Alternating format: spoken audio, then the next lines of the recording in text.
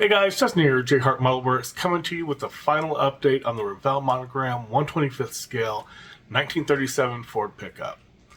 I told you guys as soon as we had that interior up into the cab, the rest of this build was going to go pretty quick, and it did. She is all wrapped up and she looks great. So let's go ahead and get this camera flipped around and take a look.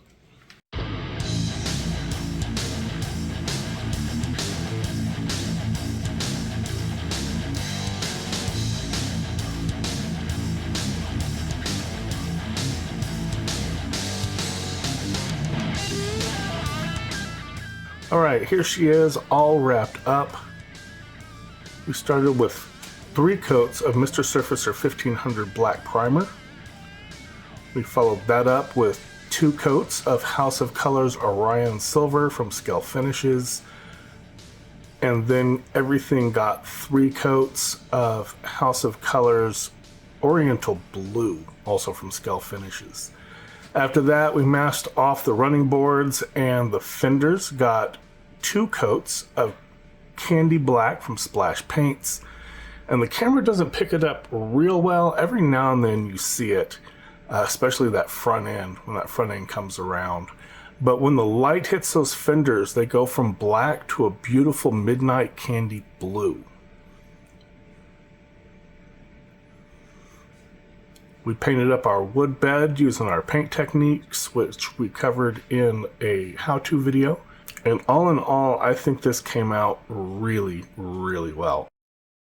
So all the chrome was stripped down with some easy off oven cleaner. Usually I use bleach, but the chrome was really bad underneath. The clear was like brown. It really was pretty bad. So I wanted to get that clear layer off of it as well. And easy off oven cleaner does that, where straight bleach usually does not get that off. But all the chrome on here has been done with that chrome. It is a great chrome. You can only get it off of Etsy from TheDigitalArmory's website. Barbados Rex has a video on it, and he's got the link for it in there. Our tailgate is still fully functional. We managed to get that all the way through the build without breaking that off. We have our fire extinguisher mounted in the back along with some rope.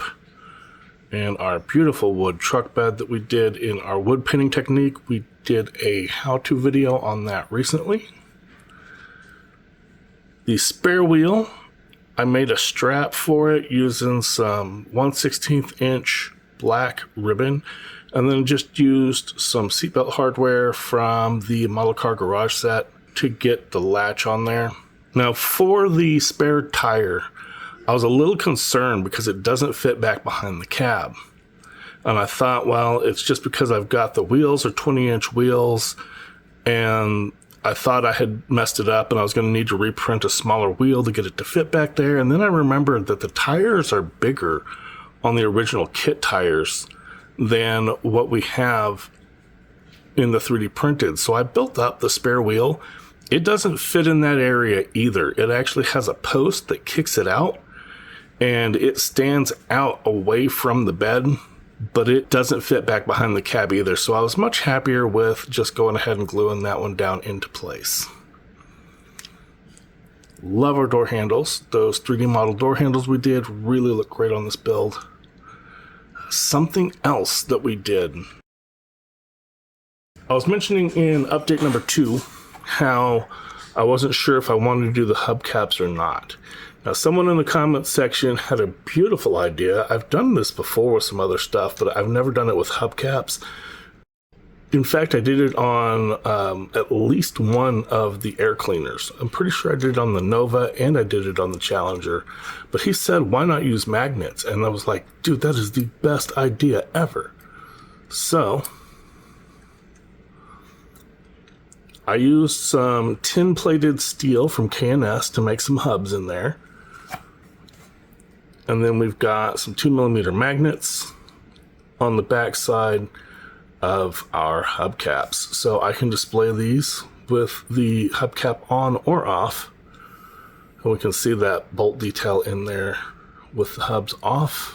So thank you. That was a great suggestion. The frame is warped and the chassis is warped. And I thought I had them both perfectly straight. Well, not perfectly straight, but I thought I had them both pretty good before I started painting everything. When I got to final assembly, it didn't test fit the same way it did when I was, dry fitting it before.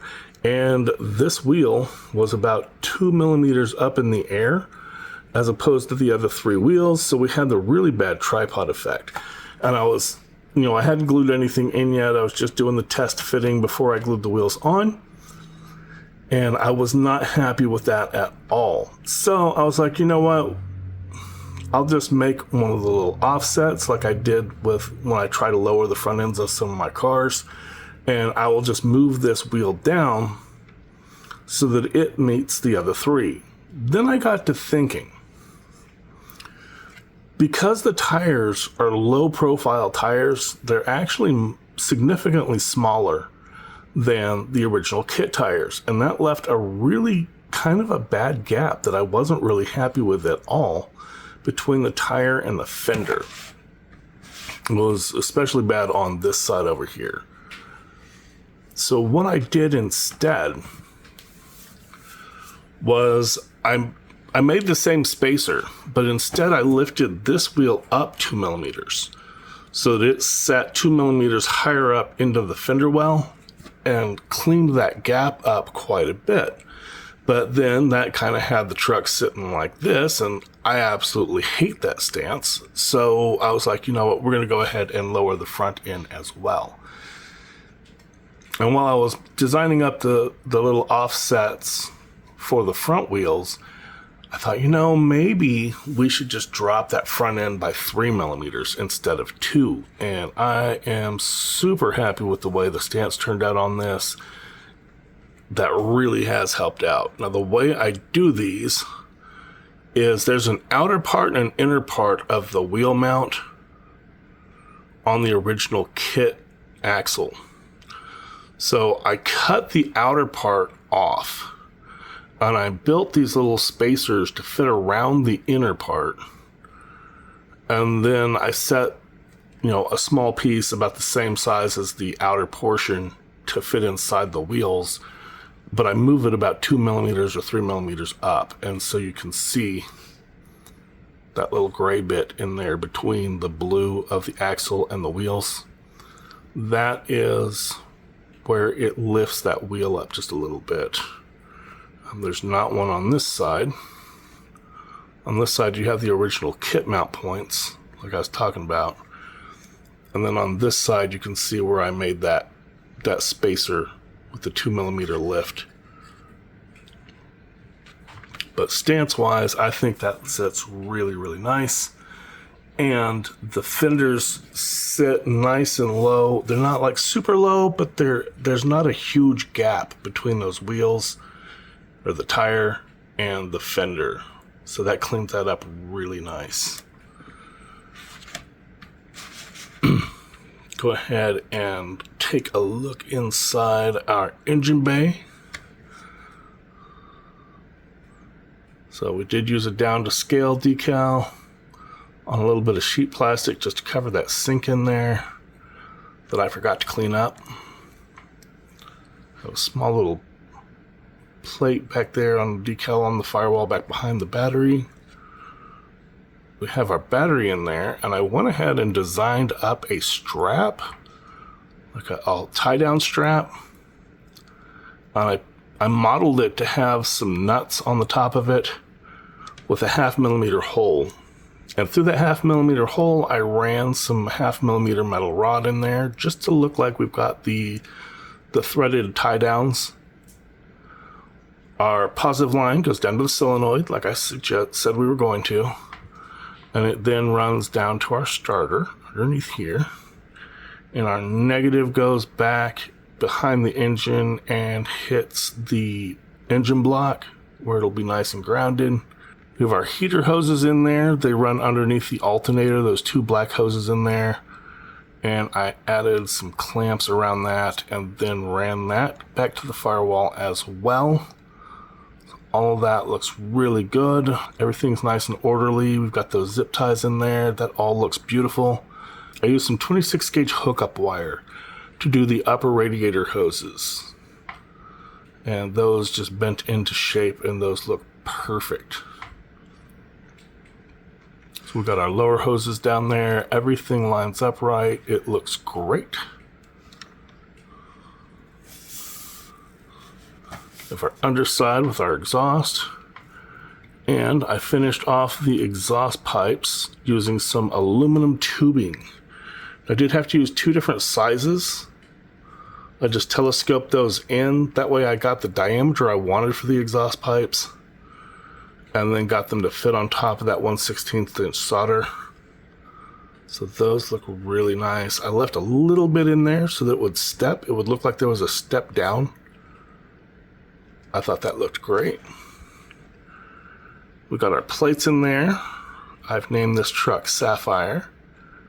Used a custom plate from the Texas Custom Plates website. I used the Department of Transportation's website for custom plates to make all of my custom plates in there. And of course we have a toll tag and a registration sticker with the month and year we completed the build. Now it looks a little funny on that registration sticker, and here's what happened. When I made the registration stickers, I made 2 sets of registration stickers. I made a set for February and I made a set for March because I was coming close to the end of the month and I wasn't sure which month I was going to wrap this up in. When I did the February stickers, I did not change the year from 2023 to 2024. This is the first build I've completed for the year. So the February stickers say 2 of 23. The March plates say 3 of 24. So I cut the back half of a March sticker off and I just laid it down on top of there. Now when I go in and I do the registration stickers for the next build, I'm just going to go in and add an extra one in there and set up a correct sticker for February of 2024. I'll come back in with some masking tape and lay it down over this decal and rip it off, and that'll just lift that decal straight up. I'll put the proper decal down on there that'll look right. I went ahead and went with the kit's single mirror, and it looks okay. I added some foil in there, that's some of the Hasegawa mirror finish foil, and I just painted that up in LP48 Sparkling Silver, and then the splash paint's Candy Black. Our interior looks fantastic. I really like that tuck and roll seat a lot better than the flat thing that came with the kit. And we have our dome light up in there. All of that's looking good. Dashboard. So yeah, all in all, this one is looking fantastic. All right, guys, so that is a wrap for the 37 Ford pickup. Like I said, I am super happy with the way this one turned out. We have another beautiful truck to add to the collection. Sat this next to the red 41 Chevy and the green 40 Ford and took some pictures, and they came out great. I'm probably going to use that for my next shop card. Next up on the bench is going to be Tamiya's Ferrari 360, and I've got some plans for that. I may even be using some new techniques to try and do some masking for some stripes. We're going to see how that turns out. Until then, thanks for hanging out with me, guys. I always appreciate you watching the videos and building with me, and I will catch you on the next one.